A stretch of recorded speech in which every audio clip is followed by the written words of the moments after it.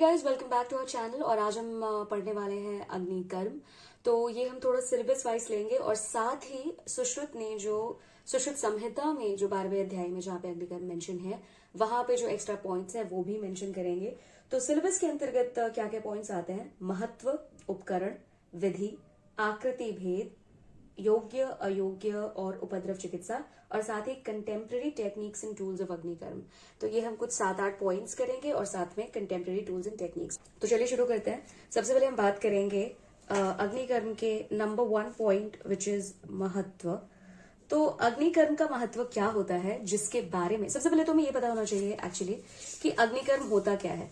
तो अग्निकर्म अगर हम देखें, तो अगर हम एक डेफिनेशन देखने की, परिभाषा देखने की कोशिश करें, तो अगर हम अग्नि का प्रयोग रोग निवारणार्थ करते हैं तो इसको हम अग्निकर्म बोलते हैं। अच्छा, अग्निकर्म क्या है? सबसे पहली बात तो सुश्रुत के सूत्र स्थान के 12वें अध्याय के अंदर अग्निकर्म का वर्णन आया है। दूसरी बात यह है कि अग्निकर्म होता क्या है। तो ये एक शस्त्र यानी कि पैरा सर्जिकल प्रोसीजर है।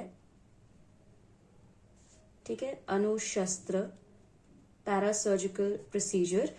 इसका मतलब ये होता है, पैरासर्जिकल प्रोसीजर बेसिकली ये होता है कि जहां पे हम उपकरणों, जो सर्जिकल जो इंस्ट्रूमेंट्स है उनका इस्तेमाल नहीं करके कुछ ऐसी टेक्निक्स का इस्तेमाल करते हैं, जैसे कि रक्त मोक्षण हो गया, जैसे कि ये अग्निकर्म हो गया, जैसे क्षार कर्म हो गया। ये सारी जो चीजें होती है ना, ये अनुशस्त्र या पैरासर्जिकल प्रोसीजर्स के अंदर आती है, जहां पे हम डायरेक्टली सर्जरी जैसी कोई चीज नहीं करते हैं, सर्जिकल इंस्ट्रूमेंट्स का इस्तेमाल नहीं करते, हालांकि दूसरे उपकरणों का इस्तेमाल करते हैं to bring about those therapies. तो सबसे पहले हम बात करेंगे इसके महत्व की। तो क्यों महत्वपूर्ण है? एक्चुअली हमने अग्निकर्म से स्टार्ट कर दिया, मोस्ट प्रोबेबली हम क्षार, रक्त मोक्षण, ये सारे चैप्टर्स भी आगे करेंगे। लेकिन अब यहाँ पे मेंशन आया है कि इसका क्या महत्व है। तो महत्व कैसे स्टैब्लिश करेंगे? महत्व स्टैब्लिश करेंगे हम किसी चीज से कोरिलेट करके। तो यहाँ पे हमने कंपेयर किया है क्षार से। क्षार भी एक बहुत ही इंपॉर्टेंट पैरासर्जिकल प्रोसीजर है, एक अनुशस्त्र है जो हम इस्तेमाल करते हैं। क्षार, अग्नि, भेषज, ये सब हम इनमें इस्तेमाल करते हैं। जो शस्त्र जो है नहीं सहन कर पाते हैं किसी रीजन से, दुर्बल, भीरू, बालक, इन लोगों में अगर शस्त्र सर्जिकल प्रोसीजर्स हम नहीं कर पाते हैं तो हम क्षार कर्म या अग्निकर्म करते हैं। तो अब ये कहा गया है कि क्षार कर्म आगे हम देखेंगे आगे के चैप्टर्स में। तो क्षार से भी ज्यादा इंपॉर्टेंट, ज्यादा श्रेष्ठ अग्निकर्म है। तो इन लोगों ने लिखा है कि क्षारात, सुश्रुत ने कहा है क्षारात अग्नि गरियान क्रियासु। पहली बात कि क्षार से अग्नि की क्रिया जो है वो गरियान यानी कि श्रेष्ठ है, सुपीरियर है। तो यानी कि क्षार कर्म से सुपीरियर अग्निकर्म है क्रियासु। उसका एक्सप्लेनेशन क्या है? हमने कह तो दिया कि भाई ये सुपीरियर माना जाता है, लेकिन उसका एक्सप्लेनेशन ये है 2 रीजन से। तत् दग्धानाम रोगाणाम अपुनर्भावात। यानी कि जब हम क्षार कर्म नहीं बल्कि अग्निकर्म का इस्तेमाल करते हैं, अग्निकर्म का प्रयोग करते हैं, अग्निकर्म एज ए पैरासर्जिकल प्रोसीजर हम यूज करते हैं, तो रोगाणाम अपुनर्भावात। पुनर्भाव का मतलब होता है, पुनर्भवता का मतलब होता है कि रेकरेंस। इसका मतलब कि जब हम क्षार नहीं बल्कि अग्निकर्म करते हैं तो ये वो इंश्योर करता है कि जो डिजीज है उसका रिवर्सल नहीं हो, रेकरेंस नहीं हो। तो अग्नि से जहां भी हमने जलाया है, दग्ध किया है, वहां पे ऐसा हम कहते हैं, ऐसा सुश्रुत संहिता ने कहा है कि वहां पे डिजीज का रेकरेंस नहीं होता है। नेक्स्ट जो रीजन दिया गया है कि क्षार से क्यों अग्नि गरियान या श्रेष्ठ है, तो उन्होंने बोला है कि भेषज शस्त्र क्षारैहि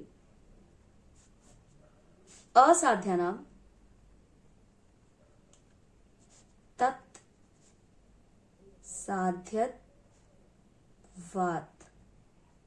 च।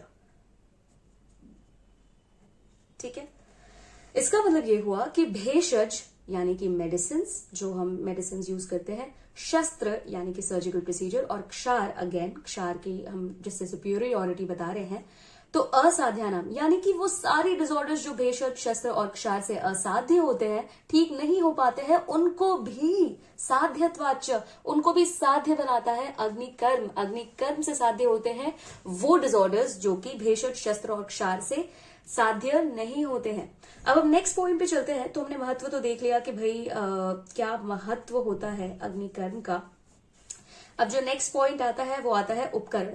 अच्छा, उपकरण is basically type of instrument जो हम यूज करते हैं अग्निकर्म के लिए। अच्छा, ये टाइप्स क्यों हैं? ये टाइप्स किस बेसिस पे है? ये टाइप्स उन बेसिस पे है कि हम किस टिश्यू को दग्ध कर रहे हैं। क्या वो मांस है, क्या वो त्वचा है, क्या वो अस्थि, संधि, सिरा, स्नायु है। इस बेसिस पे डिसाइड होगा कि हम किस तरीके का उपकरण यूज कर रहे हैं। अच्छा, उपकरण अलग यूज करने का क्या रीजन है? तो बताया गया है कि हर, मतलब अगर हम लॉजिकली देखें तो हर एक जो सब्सटेंस होता है, जिस तरीके का सब्सटेंस हम यूज कर रहे हैं, उसकी लेटेंट हीट अलग होती है कि आपने उसको प्रतप्त तो किया है, पर उसकी लेटेंट हीट क्या होती है, वो कहां तक पहुंचती है, किन डीपर टिश्यूज को पेनिट्रेट करने की क्षमता रखती है और किस लेवल तक, किस इंटेंसिटी से वो दग्ध कर पाती है, इसके बेसिस पे हमने डिवाइड किया है। तो सबसे पहले हम बात करेंगे त्वक दग्ध, यानी कि त्वचा तक, त्वकगत रोगों में अगर हमको करना है तो किस प्रकार का उपकरण का इस्तेमाल करेंगे। तो त्वकगत में हम इस्तेमाल करेंगे पिप्पली, अजा, शकृत, गोदंत, शरशलाका, त्वक गतानाम। यानी कि हम क्या क्या इस्तेमाल कर सकते हैं? पिप्पली इस्तेमाल कर सकते हैं, अजाशकृत इस्तेमाल कर सकते हैं। जी हाँ, अजाशकृत, विच इज बकरी की मींगणी, was the term written in the book. ठीक है। अनदर थिंग इज गोदंत का इस्तेमाल कर सकते हैं। फिर हम इस्तेमाल कर सकते हैं शरशलाका। ठीक है, शरशलाका इज लाइक, शर से बेसिकली एरो मतलब होता है, और शलाका तो आपको पता ही है कि जो प्रोब होता है, जो ऐसे ऐसे इलोंगेटेड यंत्र होता है। शर इज एरो, तो आप इस तरीके का कोई ऐसा इंस्ट्रूमेंट इस्तेमाल कर सकते हैं अग्निकर्म के लिए। ठीक है, तो ये है त्वक गतानाम। तो यानी कि त्वचागत रोगों में हम प्रयोग में लाएंगे पिप्पली, अजाशकृत, गोदंत, शरशलाका, त्वक गतानाम। अब हम बात करेंगे कि चलो ठीक है, हमने ये तो बात कर ली कि जब हमको त्वकगत रोग में करना है तो क्या लेना है। अब हम बात करेंगे कि मांसगत रोगों में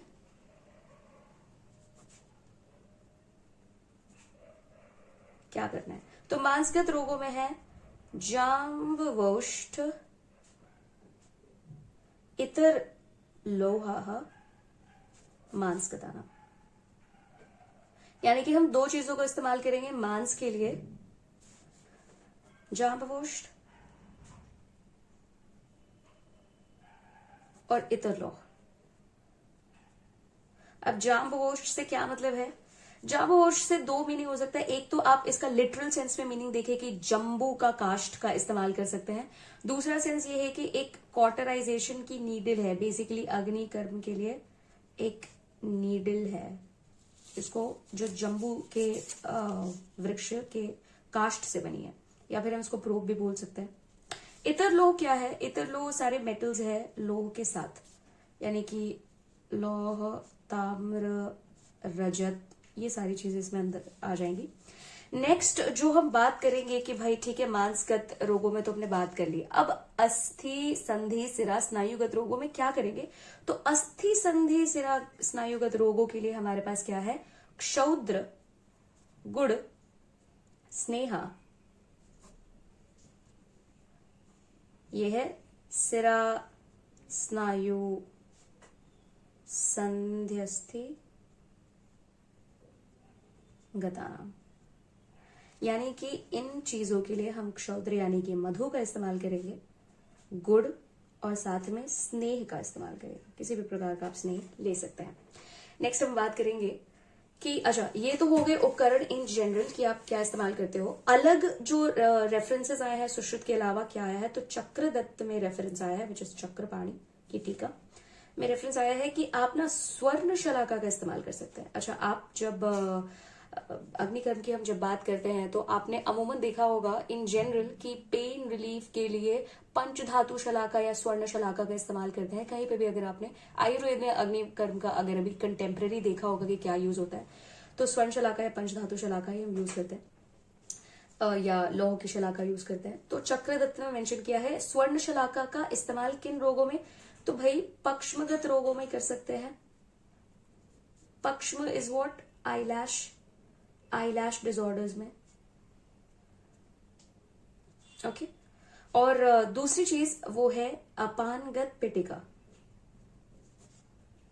अपानगत पिटिका और कुछ नहीं बल्कि पेरिनियम के ऊपर अगर बॉइल या ब्लिस्टर बन जाए तो दैट्स कॉल्ड अपानगत पिटिका। एनीवे, चक्रदत्त का मेंशन है। अच्छा, अष्टांग हृदय ने भी कुछ चीजें बताई हैं कि उपकरण इनके अलावा क्या इस्तेमाल कर सकते हैं। तो उन्होंने कहा है कि आप किस चीज की पिचू वर्ती बना सकते हैं, पिचू की, यानी कि अच्छा पिचू वर्ती एग्जाम्पल कॉटन का विक हो गया ना। विक इज जैसे हम दिया जलाते वक्त ये जो बत्ती बनाते हैं, दैट्स पिचू बत्ती। नेक्स्ट जो हम है बात करेंगे वो है सूर्यकांत की। सूर्यकांत की पिक्चर जैसे कि अभी आप अपनी स्क्रीन पे देख सकते हैं, दैट्स स्टार रूबी भी बोलते हैं इसको, एक जेमस्टोन होता है। जो तीसरी चीज आप इस्तेमाल कर सकते हैं जो अष्टांग हृदय ने बताया है वो है मधुच्छिष्ट। मधुच्छिष्ट और कुछ नहीं बल्कि बीज वैक्स है, या ठीक है। अच्छा, अब अष्टांग संग्रह यानी कि वृद्ध वाग्भट ने भी कुछ चीजें बताई हैं। क्या बताई हैं, तो उन्होंने बताया है कि आप सूचिका का इस्तेमाल कर सकते हैं, सूची का इस्तेमाल कर सकते हैं, विच इज अ नीडल, तो प्रोब के जैसे ही काम करेगा ये। उसके अलावा आप वसा और घृत का इस्तेमाल कर सकते हैं, और उसके अलावा आप किन चीजों का इस्तेमाल कर सकते हैं, तो आप इस्तेमाल कर सकते हैं उन्होंने स्वर्ण बताया है, रजत बताया है, ताम्र बताया है, और कांस्य बताया है। ये सारे जो मेटल्स होते हैं इनका भी इस्तेमाल कर सकते हैं, और साथ में सूर्यकांत का इस्तेमाल तो कर ही सकते हैं। तो ये कुछ मेंशंस आए हुए हैं। अच्छा, अब तो हमने बात कर ली कि भाई इसके उपकरण क्या होते हैं, इसका महत्व क्या होता है। नेक्स्ट जिस चीज की हम बात करेंगे वो है इसका आकृति भेद से प्रकार पढ़ेंगे। आकृति भेद से इसका प्रकार, इसका मतलब क्या हुआ, तो इसका मतलब होता है कि सुश्रुत ने बताया है कि जब हम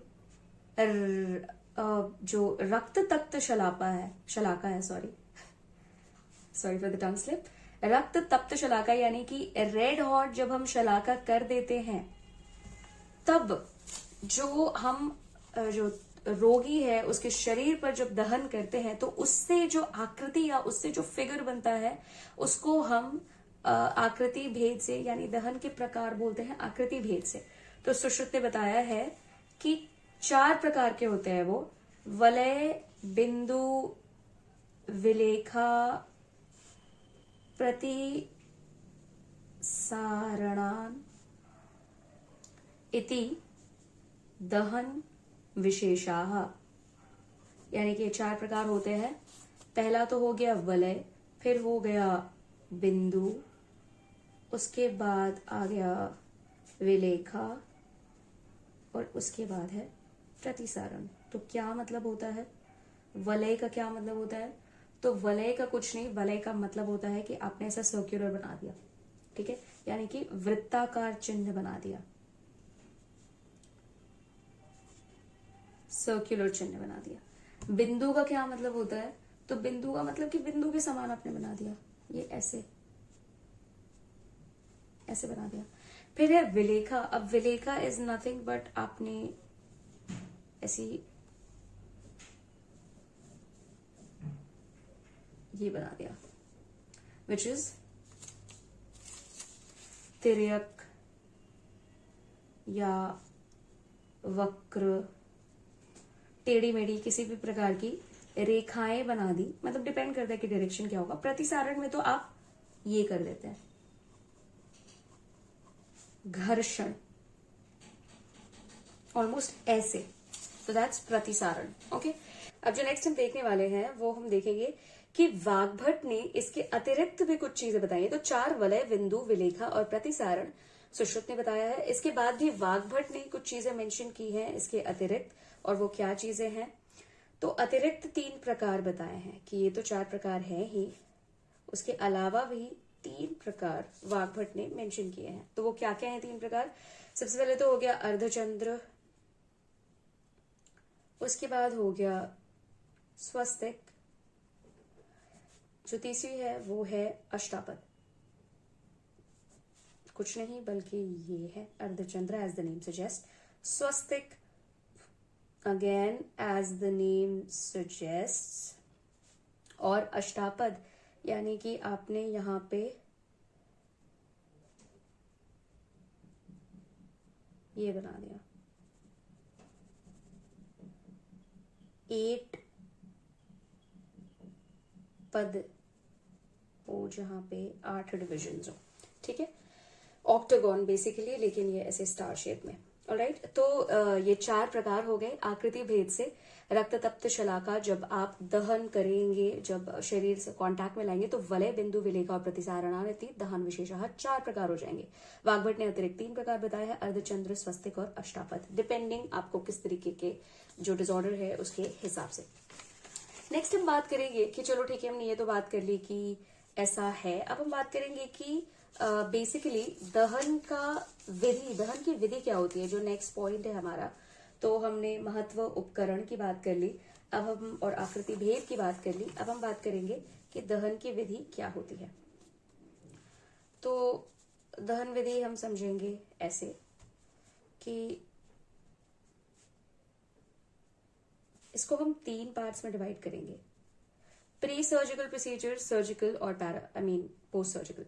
तो जैसे हम प्री सर्जिकल और पोस्ट सर्जिकल करते हैं, वैसे ही ये पैरासर्जिकल प्रोसीजर के लिए भी, इसके लिए भी हम जो पूर्व कर्म है, जो मुख्य यानी प्रधान कर्म है और पश्चात कर्म है, इन चीजों की को हम कंसिडर करेंगे। तो सबसे पहली बात तो पूर्व कर्म